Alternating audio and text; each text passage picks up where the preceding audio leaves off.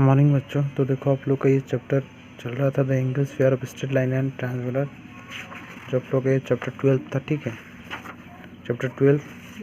तो देखो इसमें मैं 10 नंबर तक करवा दिया था, दिन देखो 11 नंबर आज इसमें दिया क्या है। एल पैरेलल टू एम दिख रहा है आप लोग को। ये जो एल लाइन है और ये एम लाइन, ये एक दूसरे के साथ पैरेलल है, यानी इनका जो डिस्टेंस रहेगा वो इक्वल रहेगा। Then P and Q are the transversal, P और Q ट्रांसवर्सल यानी दोनों को क्रॉस किए। Find the sum of the following angles from the figure, यानी ये जो फर्स्ट और m angle 1 and m angle 5, इसका टोटल निकालना है कितना है। तो एम एंगल 1 और एम एंगल 5 दिखना है पहले ये। ठीक है, तो जैसे कि मैं हमेशा बताते आया हूँ, ये जो है ये और एंगल, ये एल और एम पैरेलल है। ठीक है, दिख रहा है आप लोगों को, ये एल और एम पैरेलल है। और ये एंगल दो लगातार इंटीरियर एंगल मिलके हमेशा 180 होगा। तो ये एंगल और ये एंगल मिलके कितना होगा, 180 होगा।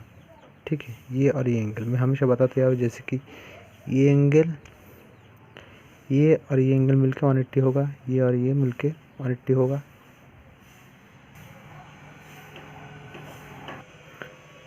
तो देखो क्यों 180 होगा, क्योंकि एल और एम पैरेलल है इसीलिए।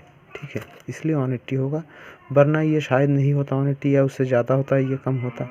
ये एम एंगल 1 और 5 मिलके 180 इसलिए होगा क्योंकि एल और एम पैरेलल है। तो इधर लिख देना आप लोग 180 degree, because L parallel to M, ऐसा लिख भी देना। ठीक है, 3 + 5, जैसे 3 एंगल कहाँ है, ये 3 एंगल और 5 एंगल मिलके क्या होगा। तो ये भी सेम है, क्योंकि देखो एम एंगल 1 और एम एंगल 5 मिलके जब 180 होता है, तो एम एंगल 3 और 5 मिलके भी क्या होगा, 180 होगा। क्यों, क्योंकि जब ऑन और 5 मिलके 180 हुआ है, तो ऑन के साथ ये 3 एंगल इक्वल है, एम एंगल ऑन के साथ एम एंगल 3 इक्वल है। क्यों, क्योंकि इससे vertically opposite angle m angle one के साथ एम एंगल 3 इक्वल इसलिए है क्योंकि वर्टिकली ऑपोजिट एंगल जब ऑन और 5 मिलकर 180 हो सकता है, तो 3 और 5 मिलके भी 180 होगा, क्योंकि m angle 1 is equal to m angle 3, इससे वर्टिकली ऑपोजिट एंगल। ठीक है, ऐसा लिख देना, because m angle 1 is equal to m angle 3, ऐसा लिख देना। तो देखो इफ 11 एंगल इज 90 डिग्री, यानी ये दिया है आप लोगों का 90 डिग्री दिया है। ठीक है, ये वाला 90 डिग्री दिया है। Then find m angle 10 and m angle 9। तो एम एंगल 10 निकालने बोला है और एम एंगल 9 निकालने बोला है। तो जैसे कि मैं बताता, ये एल और एम पैरेलल है, ये एल और एम पैरेलल है। तो ये एंगल अगर 90 डिग्री होता, ये एंगल अगर 90 डिग्री हुआ, तो ये एंगल भी क्या होगा, 90 डिग्री। क्यों, क्योंकि ये कॉरस्पॉन्डिंग एंगल है। ये 11 अगर 90 डिग्री हुआ, 11 एंगल अगर 90 डिग्री हुआ, तो 9 एंगल भी क्या होगा, 90 डिग्री। क्यों, क्योंकि इससे कॉरस्पॉन्डिंग एंगल। तो ऐसे लिख देना, एम एंगल 9 भी क्या होगा, बाद में 10 भी निकाल सकते हो, पहले 9 निकाल दो। 9 = 90 degree, because 11 and 9 are corresponding angle, लिख देना। ठीक है, अगर देखो 9 अगर 90 डिग्री हुआ, ठीक है, ये 9 एंगल अगर 90 डिग्री होगा, तो ये 10 एंगल क्या होगा, एम एंगल 10 भी 90 डिग्री होगा। क्यों, क्योंकि ऐसे लिख देना, because 9 and m angle 10 are vertically opposite angle, vertically opposite angle लिख देना। ठीक है, ऐसा लिख दोगे तो हो जाएगा। देन देखो आप लोग, ये फिर एल एम एन पैरेलल है, यानी डिस्टेंस जो है इक्वल रहेगा। दिख रहा है आप लोग को, ये आप लोग का ये 12 नंबर। ठीक है, ये 12 नंबर दिख रहा है, ये था आप लोग को 11, ये 12 नंबर दिख रहा है आप लोग को। तो देखो ये हो गया, ये जो 11 नंबर था ये ख़त्म। उसके बाद देखो in the given figure L parallel to M, ये एल एम के साथ पैरेलल है, एम पैरेलल टू एम भी इनके साथ पैरेलल है। Find y and 2 while z equal to 1 plus m angle 1 plus m angle 2। तो देखो किसका वैल्यू निकालने बोला, वाई का वैल्यू, यानी इसका वैल्यू निकालना बोला है, ठीक है। एंड 2, और ये जो 2 है इसका वैल्यू भी निकालने बोले हैं।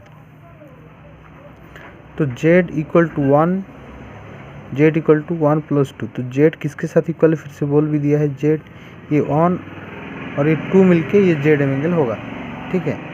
यानी ये टोटल जो है ये z है, ये टोटल जो z है, z कैसे निकला, 1 प्लस 2 मिला के z निकला, ठीक है। तो ये ज़्यादा कुछ नहीं रखता, ये तो देखने में भी पता चलता है कि 1 प्लस 2 मिल के z हो रहा है, ये दिखने से भी पता चलता है। लेकिन निकलना क्या है हमको, m angle y and m angle 2, ठीक है। एम एंगल y ये निकलना है और एम एंगल 2 ये भी निकलना है, ठीक है। तो देखो कैसे निकलते हैं। तो देखो ये जो 30 डिग्री होगा तो ये भी ऑरली निकल देता हूँ, ये 30 डिग्री होगा तो ये भी क्या होगा 30 डिग्री, क्यों, क्योंकि ये अल्टरनेट एंगल है, अल्टरनेट एंगल, ठीक है। एम एंगल 30 के साथ एम एंगल ये इक्वल इसलिए होगा क्योंकि दोनों अल्टरनेट एंगल है और ऊपर से ये एल और एम के साथ पैरेलल है, ठीक है। तो देखो अगर ये 30 डिग्री होता है तो एम एंगल 1 कितना डिग्री होगा, जाहिर सी बात है, क्योंकि 30 डिग्री और एम एंगल 1 किसके ऊपर सिचुएटेड है, किसके ऊपर सिचुएटेड है, एक स्ट्रेट लाइन के ऊपर। तो ये अगर 30 डिग्री होता है तो ये निकलेगा 150, ठीक है। तो 1 कितना निकलेगा 150, क्योंकि 150 और 30 मिलकर 180 होना है, ठीक है। अभी ये 150 हो गया, ठीक है। ये अगर 150 हो गया तो एम एंगल 2 भी क्या होगा, देखो एम एंगल 1 अगर 150 होगा तो इसका मतलब ये नहीं कि एम एंगल 2 भी 150 होगा, ऐसा बोला नहीं है क्वेश्चन में, ऐसा बिल्कुल नहीं दिया है कि एम एंगल 1 के साथ एम एंगल 2 इक्वल है, ठीक है। ये बस ये 30 डिग्री है, ये 30 डिग्री इसीलिए होगा क्योंकि it's alternate angle, that means 30 degree and m angle 1 is situated on a straight line, that means if you subtract 30 from 150 it will become 150, that means m angle 1 equal to 150. That's not mean that 150 is equal to m angle 2, because the question is not asking the m angle 1 is equal to m angle 2. Question में ऐसा बोला नहीं है, बिल्कुल नहीं बोला है कि m angle 1 के साथ m angle 2 इक्वल है, बस यही बोला है कि m angle 1 और m angle 2 प्लस करने से z आएगा, यही बोला है और पता भी चल रहा है। लेकिन ऐसा नहीं बोला है कि m angle 1 के साथ m angle 2 इक्वल है। तो देखो ज़रा, ये 120 डिग्री होगा तो ये भी कितना होगा 120 डिग्री, बिल्कुल इसी तरह, क्योंकि ये और ये अल्टरनेट एंगल है इसलिए ये 30 हुआ तो ये भी 30, ये एंगल और ये एंगल भी कितना होगा, ये 120 तो ये भी कितना होगा, एंगल 2 भी 120 होगा, क्योंकि ये भी ऑब्वियसली अल्टरनेट एंगल है। ये एंगल 30 की बात कर रहा हूँ, ये एंगल 120 की बात कर रहा हूँ, ये एंगल वाई, ठीक है। तो देखो आप लोगों का वाई निकल गया कितना, ये 120 है तो ये भी 120 है, ये 120 है। तो देखो ये 120 है तो ये भी 120 हो जाएगा, एम एंगल 2 120 हो जाएगा, क्यों होगा, क्योंकि इससे अल्टरनेट एंगल। अभी एम एंगल 2 अगर 120 हुआ तो वाई कितना होगा, ज़रा सोचो, बिल्कुल इसी तरह है, because 30 and 50 are situated on a straight line, that means if you subtract 30 from 180 it will become 150, that means 1 is the 150. As same m angle y and m angle 120 or m angle 2, that means m angle 120, m angle y and 120 degree are situated on also a straight line, that means if it will become a 120 degree, y definitely be a 60 degree, ठीक है। ये भी y और m angle 2 भी एक straight line के ऊपर situated है, तो इसका मतलब ये अगर 120 डिग्री हुआ तो जाहिर सी बात है ये 60 होगा, क्योंकि दोनों मिलकर 180 आना है, ये भी दोनों मिलकर 180 हो रहा है, ये भी दोनों मिलकर 180 हो रहा है। तो y कितना निकला 60, अब एम एंगल 2 कितना निकालने बोले, 2 तो निकल गया, 2 कितना निकला 120, ठीक है। तो ऐसे निकाला जाता है। और जेड भी निकाल सकते हो आराम से, m angle 1 plus 2, m angle 1 कितना निकला 150 प्लस एम एंगल 2 कितना निकला 120, जेड भी निकाल सकते हो, कोई बात नहीं, 270 डिग्री हो जाएगा, ठीक है। ऐसे करके कर सकते हो, बिल्कुल आसान है, देखो प्रैक्टिस करो तो समझ आ जाएगा, यहाँ तक करो, मैं बाकी कल समझा दूँगा।